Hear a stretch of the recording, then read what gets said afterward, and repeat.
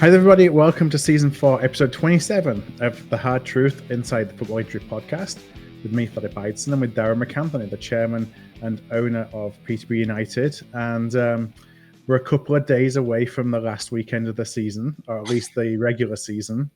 How are you doing?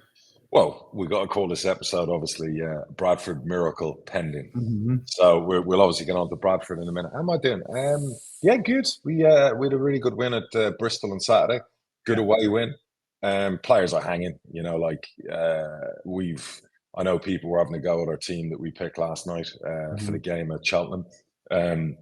But player welfare comes before anything else, and truth be known, the odds of us, making up 9 goals and Carlisle getting something from Derby, we looked at it, the manager, regardless, even if there was a chance there would have been changes last night, the players, I think, hit the maximum button with the amount. I don't know if we played 7-8 games in April. There's only 24 games so far. So player welfare comes into it. But yeah, he played. There was still, I think, 6 or 7 from Saturday's win were involved last night. We had players like the goalie who's played half our league games this year in there. We had 𝗛𝗿𝗃 𝗧𝗿𝗂𝘁𝗵. We still felt it was a team that could go and win at Cheltenham, but Cheltenham's intensity, I think caught some of particularly the defenders, who probably struggled the most in that game. It was a bit of a shit show in the first 20 minutes, and I don't want to criticise anyone, but basic errors were made. And by the way, there were players who played a lot of league football, including one that belonged to you. So right, it's not like it's their first rodeo. No, absolutely not. They're players that are League One ready. And then was sprinkled in there, you had like young Mills making his debut, who did fantastic, considering what he had to deal with around him. He was very good. James Donnelly was very good again. They're our fullbacks. They've got a great chance to be our future fullbacks if they keep progressing and working really hard this whole season. But the really funny thing is that Cheltenham could have been 4 or 5-0 up in the first 20 minutes. And then the game settled down. And then they came out intense after half-time. We were 2-0 down from 2 stupid errors. And again, they could have been 4 or 5 up in 10 minutes in the second half. And, the goalie, who wasn't at his best early on, made some great saves. But the really funny thing is, we probably had the best chances in the game.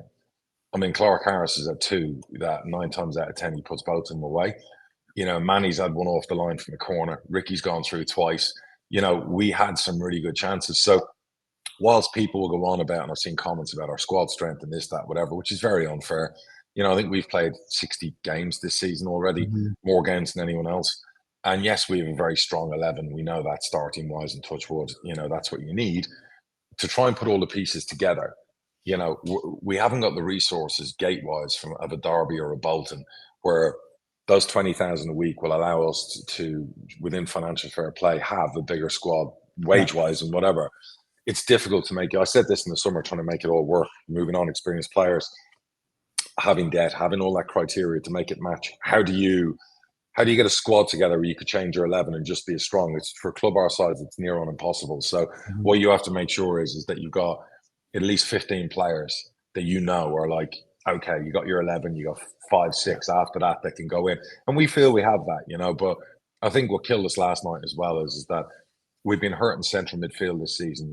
Jando Fuchs has been injured most of the season, and his wages, potentially would get you 2 other central midfielders in there to compete to help. So last night you had Ryan playing in there. You had 2 centre backs go in there. We don't have any depth in our 21s or in our 18s ready to step up. That's changing. We've got a terrific 16-year-old central midfielder that's like Jack Taylor that we've made. He's one of our own that we have high hopes for. He's signing a pro deal soon, and he'll be in the 21s next year. But Barry actually said that to me. He says, when you think about it, Chairman, Jando would have played last night, and you wouldn't have to play centre halves in there. And that was probably what we were missing, that protection in front of the back line. And then the centre backs had a very jittery period. Manny grew into the game. Roman, he was, probably look back and go, what was that? So he's better than that. We know he's better than that. He's better than that. So it was just one of them. But positives, negatives. We lost the game. Fair play to Cheltenham. I understand everyone's talking about relegation and this, that, whatever else. But, you can't rely on other teams. We very rarely get help off other teams. We did what we felt was best for our team last night. We felt we felt we would win the game. We were confident we would win the game. And if it wasn't for that, maybe defensively, I think we had 68% possession. We played the way we wanted to play. But unfortunately we weren't ruthless in the other box and we were poor in our box. So hence why we lost the game. So we gave it our all. And then we just now we you know, a lot of players could have done without that trip last night, and they got rested. You know, you got your Ronnie Edwards, your Josh Knights, your Harrisons, your Efrons, players who played nearly all 60 odd games this season, who could like do it, like not having to travel midweek there. So I think, you know, I don't know what the manager's doing against Bolton. I'd imagine we'd be quite strong preparing for the playoffs the following week. We don't know who we're going to play. Right now, it's just about getting, there's a few weary bodies, there's a few knocks and bumps, there's some players that could do with that 7-day break after the Bolton game, bit of recovery this week, a bit of recovery next week, and make sure that we're in top fettle going into the playoffs. And people talk about momentum, but we've gone into the playoffs being a bit icky and won. We've gone into the playoffs winning games and not won. I just think you have to be at your, but when the playoffs arrive, I think it's a reset button. It doesn't matter. Now, Doncaster might blow that theory out of the water because they've won like 25 games in a row, but it is a reset button. It's 2 games, it's home and away, everyone fighting to get to Wembley. So we'll see what shape we're in. You know, we're hoping people like Poku are back, you know, and people like Efron have had a rest, players like that. But I think we'll be okay, and I think we'll be in good shape. The key now is can we make Wembley the sequel and get there again? So that's fundamentally most important for us. And we move on and finish top 4 after everything that was written in the summer, add a trophy, be back in the playoffs after last year. I think everyone would have taken that. And now that we're there, I think now we have to make the most of it. And and be us, do the things we want to do. And that was really inspiring last night to watch young players under the gun, very physical place, Cheltenham, the way they play, who even at 2-0 down, even with the mistakes, still wanted to play the way we played, hence the possession, because it was just, that's how we play, doesn't matter. And I like that aspect of Don't it. go away from that. No, I like that. You know, I really did. And, that's just that message that goes throughout the club, that it doesn't fucking matter, you know, sun, rain or shine, whatever. We're going to do what we do. And mistakes, no mistakes. We're going to try and play a certain way. Majority of the season, it's worked really well with us. And now we have to, you know, play well against Bolton, who are still fighting, obviously, to get Derby. And then obviously go into those playoffs and give it our all. And we have nothing to lose. You know, we weren't favoured this year for anything. So it's on us now. Yeah, it's that. Well, one, Cheltenham is scrapping for their lives. Absolutely. And it's that balance. You know, you talked about you want to keep the players busy and focused and things, without overexerting them. And I'm sure there's like a line, and that's kind of what we're going for at the moment. Absolutely. Like I said to you, we had 5 or 6 of them that were absolutely, after the Bristol win, we're fucked. And the idea they go all the way to Cheltenham on a Tuesday night, you know, it was better that they had a proper workout and warm down back at base, get prepared for Bolton. We still had listen, our front 4 last night was Aji Boy, Ricky, Malik and Jonna. That front 4, any team in League 1 and League 2 would want that front 4. So with all due respect, do you know what I mean? Like, people want to talk about like we were playing a bunch of 15-year-olds. Yes, it was the youngest team ever named in League 1, I think, with an average age of 21.8. But it still had a lot of quality in that team. You had a goalkeeper who's got 11 clean sheets in 20 games, you know, so it still had the quality, you know, in there, you know, that could have won the game. But Cheltenham were just better than us on the night, and they were intense. They were up for it, and fair play to them. It goes to the final day, and we'll see what happens. But we have to look after our football club. We felt we did what was best for us. And to be fair, it answered some questions on some young players, and it answered some questions maybe on other players who didn't take the chance. You need to know things like that going into the summer. So that was good as well, you know, when you spoke to me and the manager afterwards. And it sounds like the ones that were, you know, they've been brought up through your system, at least from the, you know, what I was kind of reading in the feedback and the report, they actually really did themselves proud. Absolutely. They thrived. The 2 fullbacks who were under most of the pressure, because we didn't really have a midfield.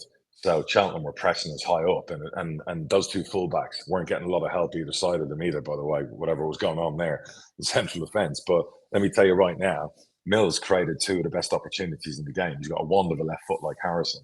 What was interesting to see him dealing with, he had 3 players on him all the time with overloads. He was trying to deal with, you know, because he had experienced players next to him who were having a bit of a mare. He had defenders in midfield in front of him who, you know, the idea is you play out from the back. Well, I would have liked to have seen him in our full strength. Judge those players when they're in our full strength 11, where Mills is passing into Archie Collins. Judge James Donnelly when he's passing to Poku, or he's passing back into Hector. You know, Donnelly is a player. He's an unbelievable player, and Mills has got a great chance. The thing about Mills is he's got to work hard pre-season. There's more expectations on Donnelly, at the moment, but don't sleep on Mills. I think he's got a great chance. Was it Mills that Darren was talking about just needs to work defensively, like focus on his defensive work? Yeah. There was questions over not, left back, not a left back, a bit like Harrison, and I'm convinced he's a left back. And I think, there was one point I think he put a lot of muscle on his body, and he has to take that off now because he has to be able to go up and down the pitch. Like, he's got to look at Harrison. Harrison's not a road runner, but he gets up and down the pitch. You only have to watch Bristol Rovers in the 94th minute. He's gone up the pitch and set Ricky up for a goal. And he looked like he could still do that. And he's done 55 games of that. So Mills now has to work physically on himself in the summer. And the idea being is he's got to look at how Harrison plays, how he defends, how he attacks. He's got all of that. And to be fair, he was dealing with like 3 at a time last night. And I thought, for a player under pressure, him and Donnelly never shirked and never winced and took it all. And they actually looked calmer than other players around them. And what a wand of a left foot he's got. And the other side to Donnelly's game now is working on is overlapping the winger.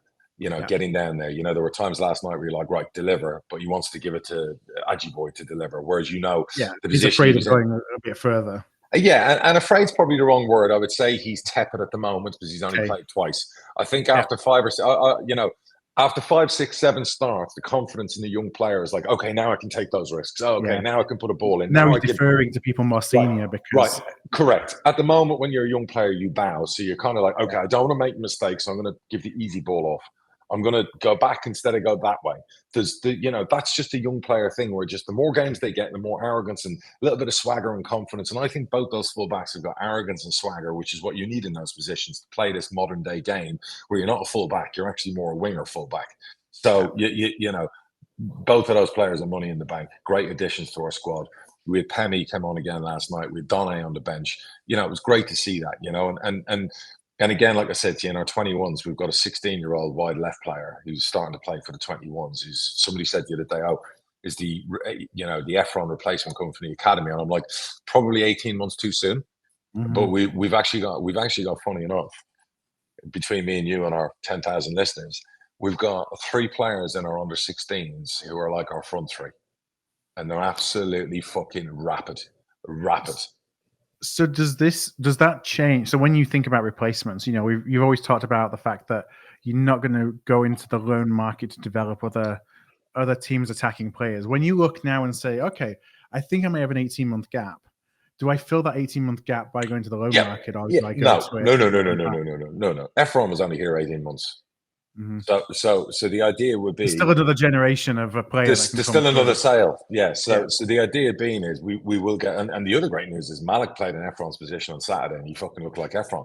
So now we have, potentially it opens up the thing is Malik can play across the 3, he can play wide right, wide left, down the middle. So you look and go, okay, before we maybe needed 2 people in the summer to come in and compete in 𝗛𝗏's leaving. Now you've got Malik potentially in there, but you can get another number 9 to rival Ricky when Clark Harris goes in the summer. And you could potentially basically go, okay, so you got Malik and now you're going to sign another one. Then you got 18 months for them to prove it, do the business. Maybe you sell one of them for big money. And then it's ready for that 16-year-old with the 18 plus who'll be on a pro ready to come in. But we got like our 18s on Saturday beat QPR 6-0. And the best part about it was, because it's late in the season, we're now starting to put the 16s in the 18s. So we had 6 16-year-olds and 1 15-year-old in a 6-0 win against QPR. That tells you the talent there. There is, like I said to you, there's a frightening 3 in that 16s that are like, they're going to get bums and seats. And by the way, the 3 of them are as quick, if not quicker than Ricky. So we know what we've got there. So, but it's too early for some of them, and that's fine. Now we'll develop them. They'll play 18s. They'll play 21s next year. This central midfielder is 16. They'll play. But I know the manager, he'll bring them in and out of EFL trophy games. And then probably you're going to see them in 18 months to 2 years back in our first team. But I would say next season, definitely Mills and Donnelly will be competing with left back and a right back. So if we have to bring a right back in, he'll compete with James Donnelly. If Harrison gets sold for a lot of money or he stays, Mills will compete with Harrison or a new player. So, and we're addressing as well, we're probably a bit weak at centre back. I've just approved the signing of 2 very good young players at centre back to our 21s. One's an ex Aston Villa left sider, 6'4", and the other one has come through our academy, Ollie Rose, who's signing a pro deal. So just to give us a bit of depth in there, we were, we're losing a lot of centre halves in the summer. I've already got to do a bit of remodeling in the first team. So now I'm just getting the level behind that up to scratch to make sure we've got 2 or 3. So there's all those fundamental things you work on.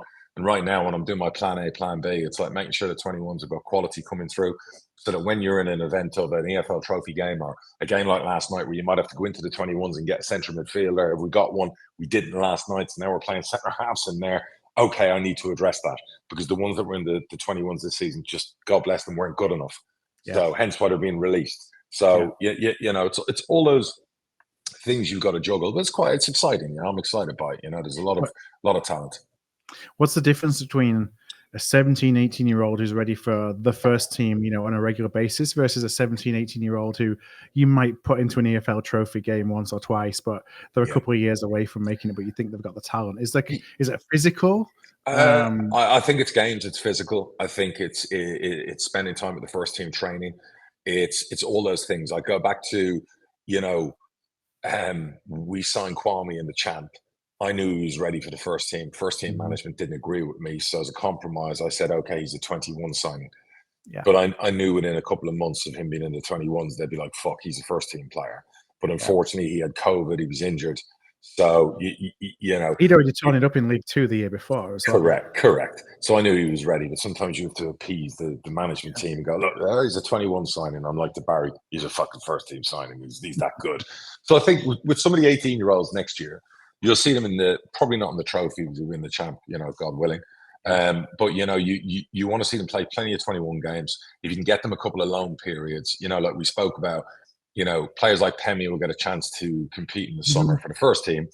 If for whatever reason it doesn't come off and you don't want to put too much pressure on him, do you look at the end of the summer and go, well, he scored loads of goals in the 21s. So now you want to, and there's a shitload of clubs at the top of non-league and the bottom of League Two. You do the same in men's football. Do you loan him to a club in League Two, the top of National League, and say, let's get 20 games into him by Christmas? I always said I probably made a mistake in a disservice to Ricky that he never got 30 games out on loan when he was 18, 19, 20. People are criticizing him for not scoring enough goals. I always wonder if he'd gone out at that time and learned the men's game and how to score goals and how to do it in real time and against men and whatever, would it have helped him further along? Even though at 21, he's now got like nearly 15 and 50 games, which is great for a season up front. But would he have got 25 this season based on he got that? So there are all those things that we have to do. And we have to make sure that if we do loan a player out, they're going to play, are they going to be involved? You don't want them sat on somebody's bench. We feel like 𝗛𝗵 could play. He could play for probably 10 League Two clubs tomorrow, and there'd be a lot of clubs looking at his physicality. He'd be like all day. He's the closest thing, and I'm not comparing him to. I don't want headlines from Swanee, but he's got that Ivan Toney stature.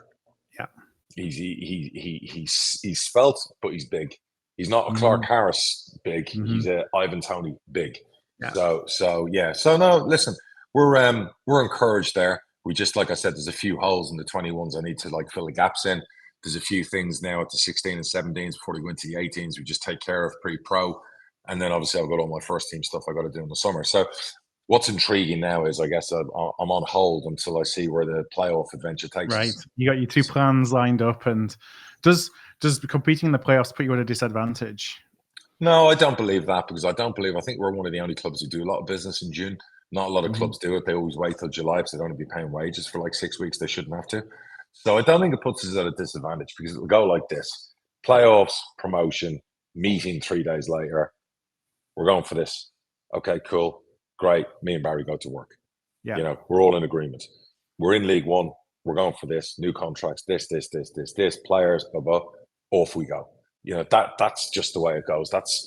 I've done this for 18 years now. I know how it works every summer. So we always like to have everyone together by camp. I think we're going off to Spain on the 9th to 10th of July. So it gives you basically 6 weeks to start doing your business and try and do deals. And there might be a few late arrivals. That's just the nature of the beast. People don't want to do business with you, or they think you've got Brewster's billions. So you've just got to play it out and play the game. I'm already speaking to agents, ahead of time, trying to get a gauge, an idea. Will the player come to us? What's the wage expectations? We know a player's got release clause. Okay, how do we get around? All those things start happening now. Every club will be like, so you're not sitting around just waiting to see if you win the final. No. I can't sleep on that. you know, at the end of the day, regardless what league we're in, I'm going to need to do some business in the summer. I'm going to have to fill some gaps. I'm going to have to bring some quality in. There's going to have to be, you know, certain positions we're going to have to sort out. There's new contracts I've got to get done. You know, there's going to be some assets sold, as we know, because that's what we do. And then it's next man up. So there are all those things, but we're in a good place. You know, we've got the staff to cope with that. We've had a very successful season. So we now get a free go at the playoffs. We get a free run. And we could be up against one of 3 great teams. So you know, at the end of the day, who knows? You know, it's going to be exciting. So let's see where it takes us. You know, the fans have been great. You know, season tickets, everything, not to the level you guys sell at, but you know, they've been buying tickets for away games. The playoffs are going on sale I think next week. They'll be sold out quickly. You know, it's even the Bolton game on Saturday. We had the choice to give Bolton a full stand and would have sold it like that. I think our fans are filling up. I think we're mixing and matching, or it's like half and half, isn't it? Yeah. Correct. That was Chris. I've let Chris make those decisions. You know, a lot of people have to understand that a lot of what I'm doing this year since the summer has been, you know, really good CEO, really good people in place, and you're allowing them the power to make decisions. And basically, like anything they're not sure of, they come to me. But like Chris emailed me about prices for the playoffs, and I just said, "You're the chief. You know this better than me. If that's what you want to do, 100% agree with you." And he gets it right 99.9% of the time. So that's just the way it goes. So yeah, that's it. So anything else to talk about posh wise? If we go on to the mighty Bradford. Think so. Yeah, and I'm very surprised that we sat here with, you know, on Wednesday before the last day of the season, we've still got a chance to get in the playoffs. Talk about nothing to lose. So run me through last night, because I see obviously there was a bit of drama. So give me the juice. Yeah, so actually the last couple of games, so we beat Walsall on Saturday 3-2. So that was we were 2-0 down after about 15 minutes. And you're like, okay, season's gone. You know, you can't give up on the season. And then, you know, a scrappy game. Somehow we got it back to 2-2. Came out second half fighting, literally, pretty much. You know, got it to 3-2. And then Jamie Walker does what Jamie Walker does and gets stupid second yellow card. It's not the first time he's done that. So then all of a sudden you're down to 10 men for the last half an hour. And it was a real backs to the wall, you know, just scrap to try and hold on. And hold on we did. So, you know, we beat them 3-2, knowing that kept us alive. And we went into last night, Tuesday night, against Barrow. Barrow being one of the teams that we could still catch. Us and Doncaster basically had the games in hand. Yes. Doncaster on their run, I think they've won 10 straight now. Incredible. 4-1 at Colchester last night. So we had to beat Barrow away, and that's a place where we've gone and been awful every single time that we've You've shit there. The bed there, yeah, a few times. And also, it's a third attempt, so it's been called off twice. And both the times it got called off, you know, Barrow's on good form, and now Barrow are on pretty bad form. Right. So perfect time to meet them. Awful conditions still. We played with the conditions the first half. Should have been 3 or 4. Tons of chances. Couldn't take them. Completely dominated. Turn it round. You know, second half, we start to struggle. They come out fighting. Yikes. They get a free kick, hit a free kick that deflects off the wall. And, you know, it probably should have been saved. 1-1. And again, okay, season's done. Because even at 1-1, season's done. Yeah. And then, you know, of course, football being football. 90th minute, we brought on a couple of subs, and all of a sudden, one of the subs scores. Tyler Smith. Yeah, love it.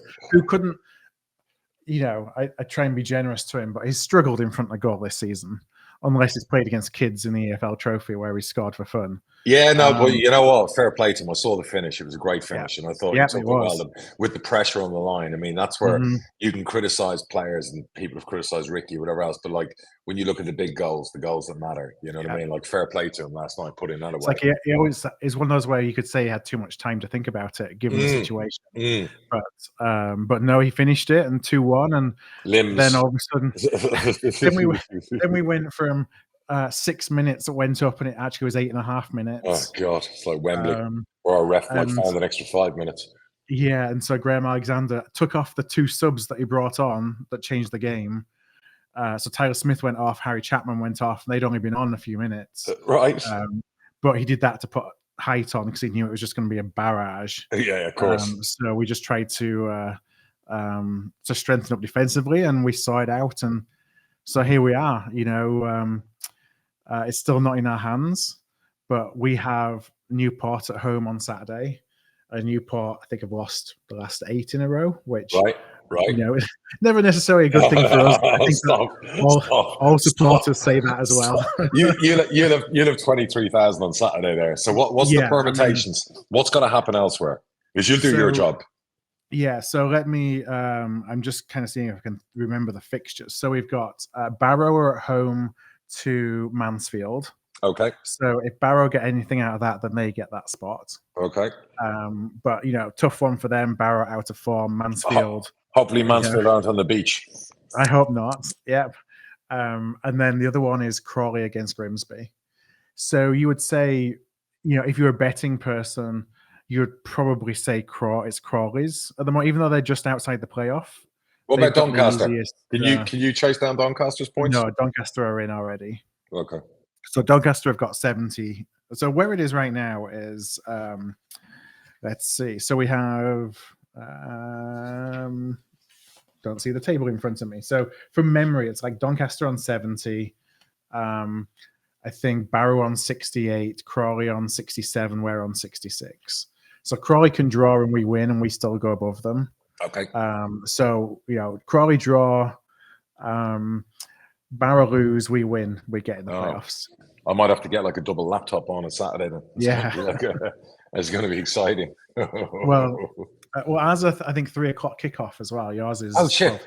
Oh yeah, you're later. Okay, that's even better. So that's like double back to back. Okay, that's exciting. So yeah, I mean, apparently the funds have been off the hook today for tickets. Oh yeah, you have 22,000 for that game. I mean, that'll be, what a great. Listen, fair play to Graham Alexander. I haven't been the most complimentary about him, but he's dragged you within, touching distance where you've got belief going into the final game. That's great for season ticket sales. That's great for a good feel-good factor. You go back to that drubbing when the owner came over from Mansfield at home. Compared to now, I mean, if you end up in the playoffs and wow, that's just going to be. Would you end up playing Doncaster, the two form teams running into the playoffs against each other? So it would be MK Dons, I think, in the semis.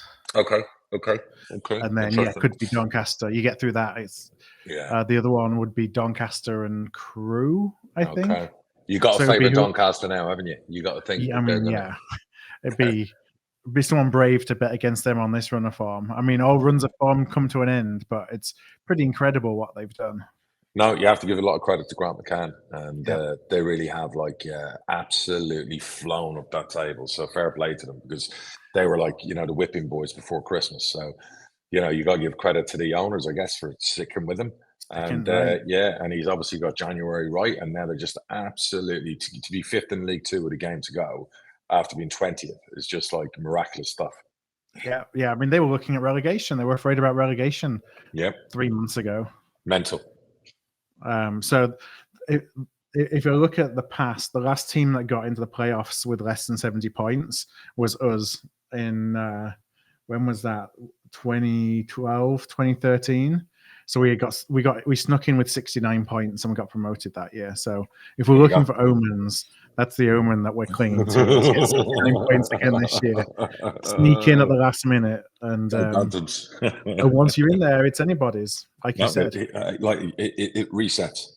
And by the way, you could have won 20 in a row. It resets because everything changes. There's TV. It's midweek. It's pressure. It's pressure. It's everything resets. You saw it last year, and you guys lost to Carlisle. It's just you cannot pick whoever. So so interesting. Well, listen, good for you guys. That's exciting. It's good for us. You look at Good Friday was everyone. Good Friday there were protests. And to turn it around in a month, I think that the pivotal moment will have been that loss against Mansfield that Stefan was in the ground for, and there was no hiding place for him. That started a chain of events, which, both on and off the field, which hopefully are positive. Are you going to go to the playoffs? Should you get in? So I can't go to the semis, but because I'm away in Mexico that week at an event, but I would come over for the final for sure. Wembley glory hogger. So yep, that's me. So now we've got to go for a hard truth playoff weekend instead of we need a hard truth Wembley game, Wembley episode. Do you know what I mean? Like, yeah, absolutely, yeah, absolutely. You want the win double, you know what I mean? So that would be like an absolute dream for the podcast. So yeah, very, very good. What else is going on in football? So yeah, talk about all that joy. I mean, there's been a lot of, there's a lot going on, hasn't there, this week? Where do you even start? So FA semi-final, Coventry, the VAR offside goal. I mean, I was so heartbroken for them. Yeah, that moment of joy. I was speaking to the Coventry owner afterwards, and he was obviously gutted. But I just said, you know, trust me, you've like won so many fans, people ESPN in America watching. You know, the way your club played, came back. You know, you're playing one of the biggest clubs in the world. You know, sometimes football is no justice at all. But you'd like to think Coventry, everything they've been through, that, you know, next season they win automatic promotion because they deserve it, you know. And I watched the game, and, you know, I said this about like the United manager. He's just like his brand of football is just like, it's not for me. He's a goner, isn't he, at the end of the season? He's got to be. For those new owners, if there's ever a time to do it, you do it in the summer, you know, because it's just, you can't be enjoying watching that. You can't be enjoying, like, it's just, you wouldn't mind if the football was great to watch, but like, you're watching Arteta with this progressive Arsenal side, you know, play great football, and, you know, Man City or Man City. Liverpool will be Liverpool, but like, you know, you'd only get further away from this, because if Arsenal end up winning the league, they can end up with a period of dominance where they're going to be the new Liverpool, fighting Man City for the next 5 years, every year, trying to nick a title and, you know, whatever else. So, yeah, the VAR thing, I mean, look, you know, I'm a fan of VAR. I think it needs it, whatever else. But yeah, it just takes things like that, and you're just like, oh, God almighty. You know, maybe, I don't know, to appease everyone, you leave it out of cup football, you know, and just leave it leagues to the side. But, you know, looking at it and whatever else, it's like the fingernail or a toenail, you know, and it's kind of like, geez. It's like, where is there any margin for error? Yeah, 100%. And then you see Anthony act like he acted afterwards. So like, you're just like, disgrace. My God, you think this guy's got like 20 goals and assists, wouldn't you, this season? I mean, Jesus Christ almighty. You know what I mean? Like, they've just beaten Man City. I could pick 5 better wingers in the Championship than him. So, you know, I don't know what he's cheering about, but yeah, so there's that one that was disappointing. What else you got? Then there was Forest. So I hope that the social media team at Posh have got the keys to the Twitter account away from you.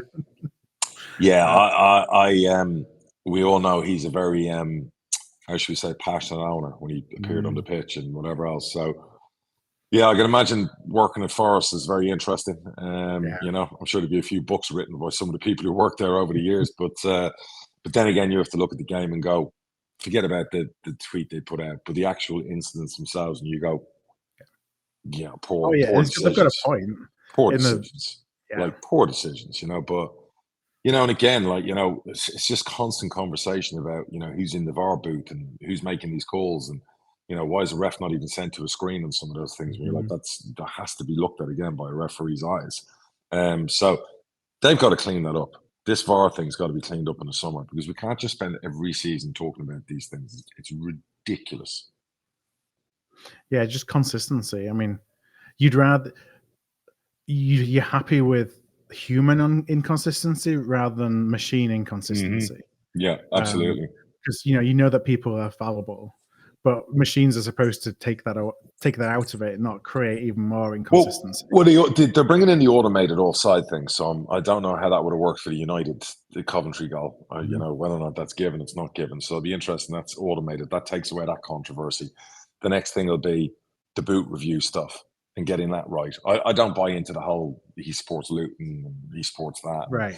Because I as much as I get angry with referees to question integrity of them, and over the years, I've probably thought it myself, oh, yeah, that's a Northampton fan. Or, oh, that's somebody who's got like a bee in their bonnet about Sir Alex Ferguson, so they're punishing Fergie. But I don't. I think they're human beings. I just think some are not very good. Some make mistakes because they're not good at all. And some are better than others. So I've told you, we had decisions that got us relegated from the Championship. Do you know what I mean? For a goal Palace scored for a foul that wasn't a foul. And he's one of the best Premier League referees now. You know, so it's one of them things, you know, officials are going to drive you mad. People are saying pay them more money. I don't think that's going to make a difference. I think they all earn pretty well anyway. So at the end of the day, you know what, you're going to pay somebody $100,000 a week to be the best referee in the world. I think they're still going to make mistakes. So don't know the answer to that. You know, all you want is a fair shake. You know, you want somebody who can control the game and calm it down and not overreact. And hopefully we get the best of that in the playoffs. You don't want the worst of it. You want the best officials. So let's see. Do you have VAR in the playoffs? In the playoff final? So. I think you have goal line technology. Okay, in the final. Yeah. We had that for the Cup, the EFL Trophy. Okay. So yeah, so I don't think you have VAR.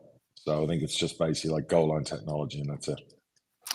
So I have to ask you about Arne Slot from Feyenoord, who's the guy most recently, I think today, rumoured to be in talks with Liverpool. I had to go and Google him, to be honest. No, I knew him because Tottenham tried to get him a year ago. I think he suits what we do. I think the style of football, the way we play formation-wise, defence to attack, the speed of defence to attack, to minor brand of rock and roll football, you know, like the club football. I can see why they favour him over the Portuguese guy everyone's talking about. Personality-wise, I'm not sure. He looks, you know, a very serious character. He's had a lot of success at Feyenoord. You know, I think they also look at the fact that he doesn't spend a lot of money. So budget-wise, he's fighting above. From that point of view, probably for me, he's probably one of the two you'd look at. If you're not getting Alonso, he's probably the next best fit. So, you know, it's not a bad one at all. I think anyone who goes in next is going to have issues there. I said this recently. I think Klopp's the reason we've been on the forefront. It's like when Sir Alex left, isn't it? I mean, it's very difficult to replace people who have been but I worry about Liverpool's squad. I think Klopp has squeezed out everything he could out of this squad. I don't think the quality's there that makes them quadruple potential winners like this season he's done. I look at them, you know, I've said this about injuries. Jota's injured again. Just come back and scored, and he's out for another 2 weeks. It's just, I don't know what goes on with their medical department at Liverpool. You know, that's something for the hires up to look at. But I looked at it, and 65% of my team had constant injuries and issues, and players, big players, can't play more than 30 games in a season. The other concern for me would be Mo Salah. He's starting to look like a player who's aging. I think you're going to take the Saudi money in the summer. So now you have to replace 30 goals from that side. And I think they've got issues in defence, you know, and whatever else. So whoever goes in there, it's going to be, the expectation will be the same always. You want to win. But I think it's not going to be an easy first job, you know, right after Klopp. So I'm hoping I'm wrong. I'm hoping we're like always competing and whatever. But I have my doubts, my concerns. Let's see. Yeah. Now going all the way to the other end of the pyramid in the National League. I don't know if you saw about the EFL rejecting Gateshead and their application because of because they didn't have 10 years of confirmed tenure in their stadium. So the thing I'd say about that is, why didn't Gateshead have known about this for a few months? Why didn't they come out and make it more public and get a bit more of an outcry and you know, people public behind support. it? And I get the EFL have got rules. The rules are there. You know, I've been the victim of, you know, breaking rules by accident and whatever, and they come down on you. So it would be easy for me to go, oh, the EFL, it's ridiculous, it's this. But then I'd go, what about the local people in Gateshead? What about the council? What about the people in authority? Because if Gateshead were at Wembley, I'm sure it'd be the first one asking for tickets in the Royal Box.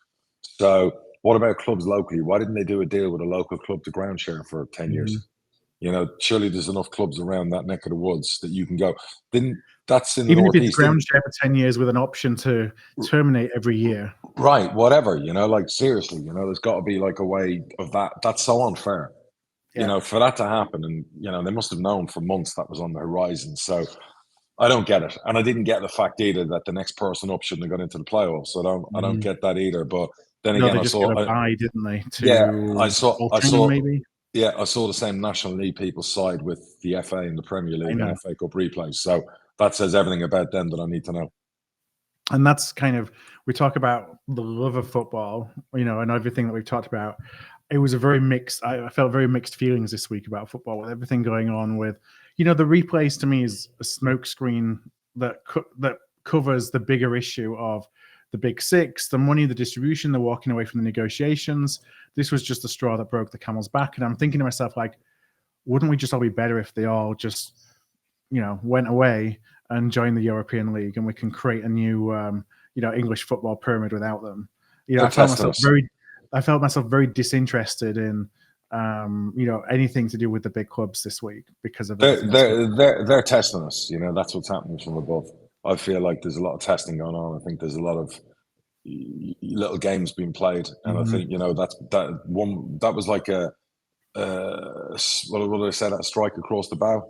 Is that the right saying, or was it? Yeah. I think it's the first, like a preemptive strike. And I think now how we respond to that now has to be very measured and calculated. The National League acting like they've acted in unison with the Premier League and the FA. I've always said more clubs should be allowed up from the National League. I don't think you create a good relationship with the EFL by going down that route. It's funny. The first thing I said to somebody when I heard that the National League were throwing their lot in with the FA was, okay, 1 up, 1 down again then. Or none down, which I've never advocated for. I've always wanted it should be 3 down. But if they're going to act like that and think like a few dollars from the FA and the Premier League for them, basically can have them act like that against us, I think that's the wrong route to take. So I don't know who's ill-advised on making those calls. So I guess they don't want to be part of the pyramid in any way, shape or form, which is a bit short-sighted, but that's their problem. That's a them issue, not an us issue. Us issue is dealing with the top 6, dealing with all the things you're talking about. And it's easy to say, let's get rid of them. Let's do this. Let's go it on our own. And that's just your temper talking. That's just passion. We have an commercially, industry. I know that would leave a big hole.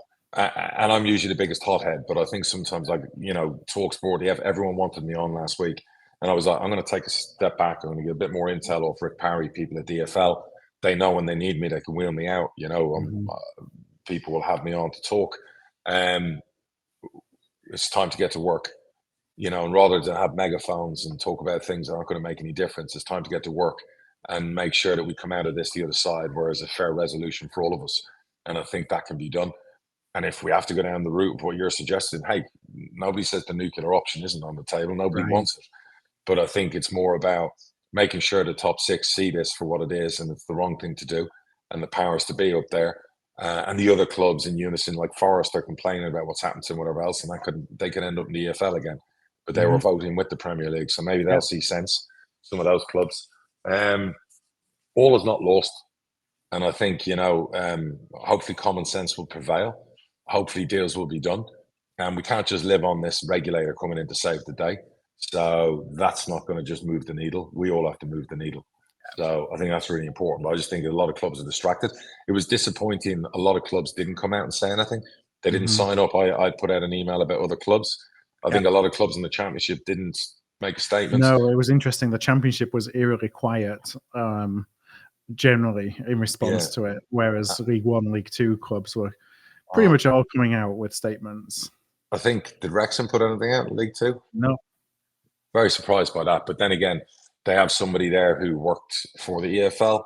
Maybe sometimes people are thinking about jobs after football inside associations and higher up the pyramid. So I don't know, but for a club that's been on ESPN and got a lot of TV money for replays and games on ESPN, I'm very surprised.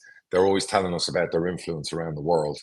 So, and if they have put something out, I apologize, but I'm very surprised they were kind of silent on that whole situation. So that's disappointing. But I guess in times like this, everyone has their own agendas. Everyone has their own way of thinking. But I know Wrexham have made a lot of money from cup replays and cup runs. And any team who's done that, I'm very surprised they wouldn't kind of join the call to arms. Disappointed in some of the players. I said about players, the PFA, they said fuck all. So, interesting, when you see stuff like that. Everyone's positioning, everyone's getting their positions. Yep, absolutely. Figuring out what their positions are. Absolutely, yeah. But anyway, and I know some of the Wrexham fans will be like, oh, he's having a go at us again. No, I've always said good things about your owners. I've never subscribed to the whole, they're like the enemy of football. I think they've been good for football. I haven't criticised them. I've actually complimented them on the way they've operated as a business. It's fantastic, and they will get to the Championship. I'm looking forward to season 3. I'll watch it, but I did find it funny they used the Rocky theme, one of my most famous movies of all time. He's like the biggest underdog Mhm. And you got them Yeah. using that theme Well, music, you know, for their trailer for like season I 3. think the underdog or the Cinderella story is not really going to play very much longer. Maybe it's still just an American audience. Yeah, I think so. But yeah, very well put together marketing wise. So yeah, I look forward to seeing what's next. But I will watch the documentary. But interesting. And I just wanted to bring up something I saw this morning about La Liga, the president of La Liga, saying that he's America. expecting US by 25-26 season. Of course, because we are in a business after all. This is a business. As much as people don't like using the word and capitalism is nasty and evil, we're in a business. And when you see the NFL, and I keep going back to the NFL, and I look at the stuff their owners committees do and the TV deals and everything else, a big part of the NFL expanding their income from 8 billion and 9 billion to 20 billion a year or whatever worldwide is taking games to Mexico, to Brazil, to London. It started with. They're doing Germany now. Where else are they doing? They're doing like 5 or 6 countries. They're doing multiple continents. They'll probably do Australia eventually. The reason you do that is to sell your product, is to make sure your product, because a great product, like I've always said about the EFL, with more TV deals and more money coming in, if we got invited, the EFL, to showcase a game in Australia or showcase a game in Saudi Arabia or showcase a game in America, and it was to lead for us selling new TV rights deals, new streaming deals that would bring more money in and put more money in every club to make facilities better and less debt, we have to do it. I know it's controversial. I know people you can't take our game abroad. Well, talk about Wrexham. Wrexham is a good gateway for the EFL to be able to do that. Yeah, because correct. You do a weekend correct. At a stadium where you have 4 games or something. That's right. So you would have basically Wrexham play a team, and then you'd pick a top championship team, ex-Premier League. Let's say Leeds don't go up.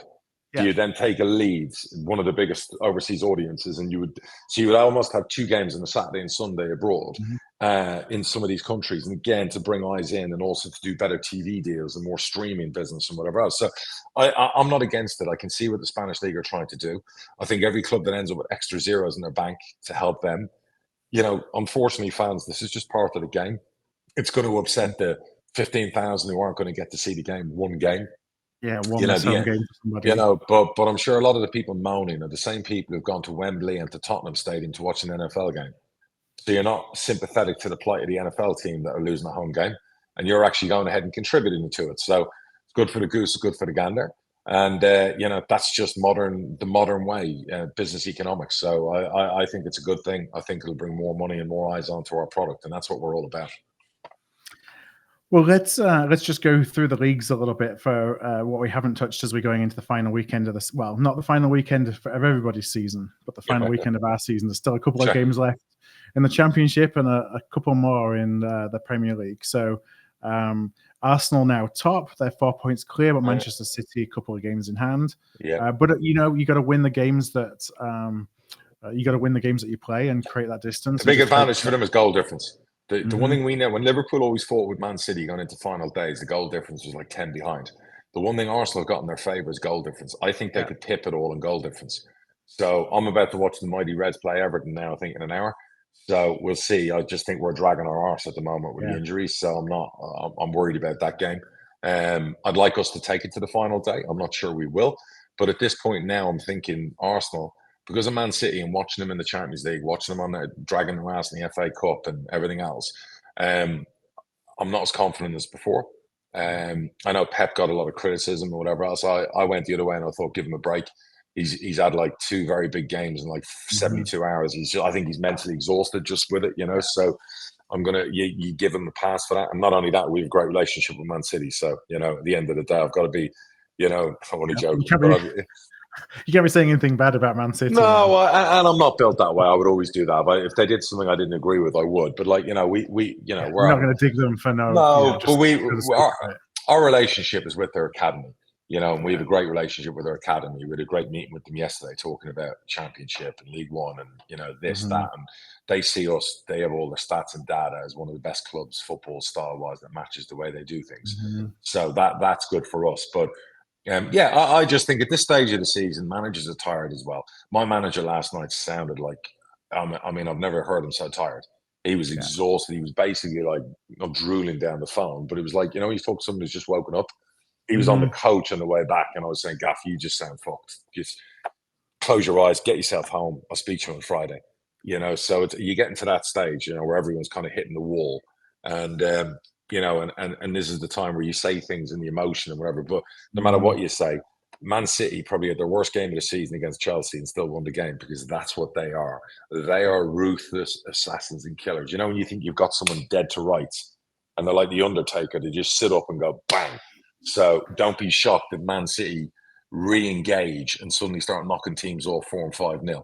And then everyone shits themselves around them when it does go to the final day. Because Man City, I think, have done it 3 times on the final day in the last 10 years.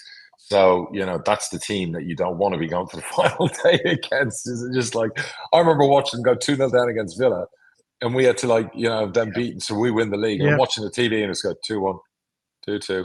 3-2, and you just like, that's them. They are like that. No gap is too big. Yeah, and then you got Luton still fighting to stay up. That'll be interesting. You got in the Championship, a 3-way race with Ipswich. Obviously, Leicester had a massive win last night. And obviously Leeds with a great win between Leeds and Ipswich for that second place. Yeah, correct. And Southampton need to find their form to try and gate crash and win in promotion. So that'll be interesting. But and then in our league, obviously you got Bolton have a chance. Obviously, Pip and Derby, but I don't think we'll be as easy as they'd like us to be.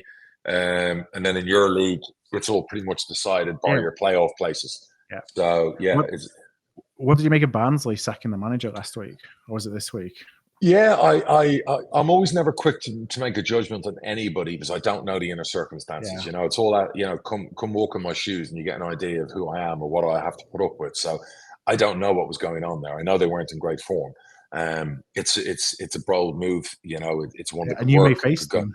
Of course, or we may not. So I don't know.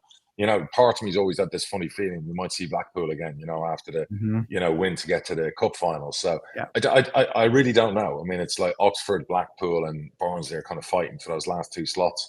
So interesting. And obviously you got Stevie Evans going back to Rotherham. So with his sombrero. Fair play to him. So good luck to him there. I think. Him and the owner of Rotherham are made for each other. So I think, Rotherham will be a force of nature again with Stevie Boy there with Reigns. And that's it really in the football world. Any couple of questions to answer before we head off air? It's more of a comment. We had a comment and it's a rather long comment from Robert Simpson, who's a Bradford fan. And, it may actually be overtaken by this week's events, but he was saying, I really enjoyed the pod. I don't always agree with everything that's said, but really enjoy different perspectives and the inside info on how football works. And he wanted to write because when we talked about Bradford being a top 3 favourite for next season, I think from his perspective, he doubts whether that's the fact, whether that's going to happen. He said most of the team from the season still under contract. We've not performed this season, so he doesn't have faith that they'll perform next year. And unless we pay some of them off, we're stuck with them. We've had a decent budget the last few years.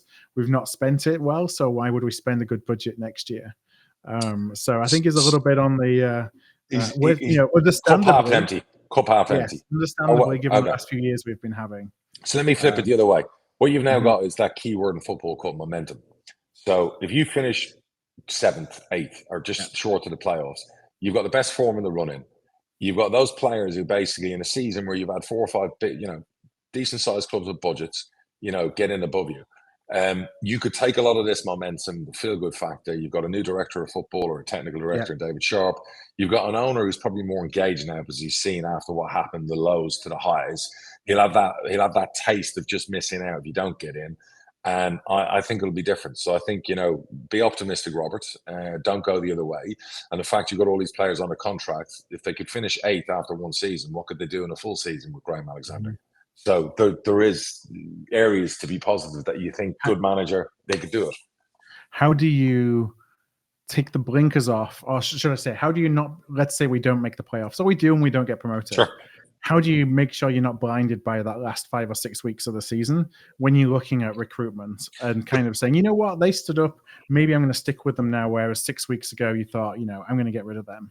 Sure. So you say that and people worry about you're blinded by that, but don't be running away from it either. Don't run away from the good things. So what are the good things of the last 5 or 6 weeks? What did you find that worked? What was the formation that suddenly started to take shape? Is the fact that you had a horrible pitch all season cost you a few points.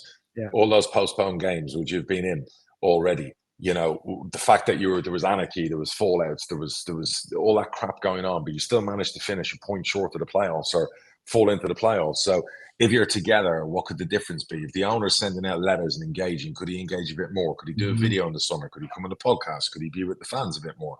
Can you create that? Because a Bradford, the size of your club, with all of that on its side, even with this current group of players, could be top 3. Yeah. Because that's the power of the right message and the unity. So I wouldn't run away from it. And there will be players leaving, and you will sign 6, 7, 8 new players to go in with a squad that's finished top 8 in League 2. This time around, you won't have Wrexham, you won't have Stockport, you won't have Mansfield, probably won't have MK Dons to deal with. So, why can't you do what we're talking about? So there are areas, it's like our fans going, well, we don't go up, we have to sell a player and we have to do this. Okay, go back a year ago. You all moaned like fuck throughout June and July. You all set expectations. You put words in my mouth and said we'd be a mid-table team. Those words were never spoken by us. What have we done since then? Rebranded our style of football. We've grown on and off the pitch. We're reducing debt. I've taken back the club. We won a cup final. We're in the playoffs again. Good things can happen. Yeah. So, but it's all based on hard work. And if everyone works hard together, and our fans have worked as hard as we have off our pitch this year. I've never seen our fans work like they've worked off this year. Like to go to away games, to support us during Christmas, to get to games, to cup finals. I mean, our fans have just gone bang. So they've worked just as hard as we have. And if everyone can do the same, you can actually become a pretty well-run football club and a formidable football club that doesn't have to be called Leeds. It doesn't have to be called Derby. It doesn't have to be called a big name. I know Bradford's a big name, but a club like us, we've shown you can do it. Yeah. So you could be that club that isn't big in name, but sends fear into the opposition who are big in name. Well, it's the hope that kills us every year, and they're giving us some hope again. Let's go with one last question, and we can wrap up today. A question from Andrew. Andrew says, head of recruitment seems to be very much the in word at the moment. Could you explain what a head of recruitment actually does? Is it all data-driven and video clips, or are they actually going and watching matches and players? Yeah, a bit of both. So head of recruitment usually has scouts work for them, have a data analyst work for them as well that would work for the first team, would have a relationship with ownership and management. Sometimes they have more power than management because they get to choose the management. That sometimes works better when you get a head of recruitment, bring their own manager in. Yeah. So it's like a fresh start. It's different probably from Barry's role and my role and whatever else in every club. So a head of recruitment would be, of course, they would go to games and they have to know about football. More importantly, they have to have relationships with agents, with other clubs. They have to be a really good negotiator. They have to be fucking decisive and spot on. You can't have a head of recruitment sitting in a recruitment meeting going, oh, I'm on the fence. Oh, I don't know, Gaffer. Oh, maybe. Or they've got to be like, Gaffer, I'm telling you, that left back, you got to sign him. That's the one. That's the one you got to get. Trust me, back my judgment. No, but I don't like, no, I'm telling you, that's the one. So you need to have somebody who's got like the belief in what they're doing. Because there's a few head of recruitments I see and they're like ex-agents, they're ex-this, and they're no good at their fucking job. I've talked to some of them, I've dealt with some of them, they're just they're clown pieces of football clubs. And they have no real power either. So, again, you have to empower your head of recruitment to have that authority, and that belief about what they do. Most importantly, they have to work within the club's vision. So, anyone who comes and works for me knows what we do. And if they try and change that, well, they're not going to last very long. How do they expand the vision of the world that they see, that they recruit from? And the reason I say that is you can have a head of recruitment who's, worked in a specific region or worked for a specific football club and knows, knows talent in a region very well, but may not have access to or have studied. They have access to everything. Phil, then nowadays with the data centers and the different like software you can get, they have access to everything. And my advice to a head of recruitment would be learn another language as well. If you look at people like Sam Jewell, I think he works at Brighton. Is he gone to Chelsea? Yeah, gone to Chelsea now. Yeah, right. He's a young guy who's done really well. I think he speaks another language. He's got in with agents. He's built a career. He's very good at what he does. This isn't rocket science. Try and learn another language so you've got a string to your bow. But most importantly, you have to be data driven. You have to know everything. So if I turn around and say to my head of recruitment, that right back at Swindon, and he turn around and if he doesn't know the fucking name, I'm saying, why don't you know the name? That left back at fucking Eastleigh, You know, that, and by the way, I'm not talking about specific players. I'm trying to make examples. You know, that centre forward that Man City are releasing from their academy. You should already know about those players. Absolutely. And if they don't, they should hook their computer up and go, let me get you some data on that right now. Mm-hmm. And bosh, you know. So you know, people are always stunned when we have recruitment meetings. Our academy manager couldn't fucking believe, without blowing my own trumpet, my knowledge of players. Mm-hmm. So when Sam, that was in that meeting, one of the Gaffer's analysts goes, "Oh, chairman, such and such, and plan B or whatever," I'll be like, yeah, I know, I'm 21, played there for like 100 games, don't like his injury record, don't like whatever else. Like Dan, our academy guy, was kind of, his head started spinning. And he was like, Jesus, I've got to up my game here, you know, because not used to people hire, you know, people in ownership. Well, it's a non-traditional role for you as an owner to be so involved in recruitment. But if my money's been spent, I need to fucking know. So, you know, you're not going to marry somebody and put all your money into them, are you, without knowing a bit about them? So, you know, you're not going to take someone else's word for it, are you? So, it's like, you got to know your shit. Yep. So that's kind of like recruitment, you know, so how it works. And everyone always says, how do I get into it? Start at the ground level. Go put cones out. Go work as a scout. Go work, fucking volunteer. Do what you got to do to get in. That's how people get into clubs. Yeah. All right. Well, let's leave it there for this week. And, Bradford miracle. Come on, Bradford. See where the weekend brings us. I'm just happy to still be involved at the moment. I know. Well, I'll be a lot after you on Saturday. So everyone, good luck to the Bradford fans. Good luck to everyone in their final games of the season. See you all for the playoffs. Yeah. Well, hopefully we'll be there with you. Good. All right. Thanks a lot, everybody. We'll talk to you again soon. Take care.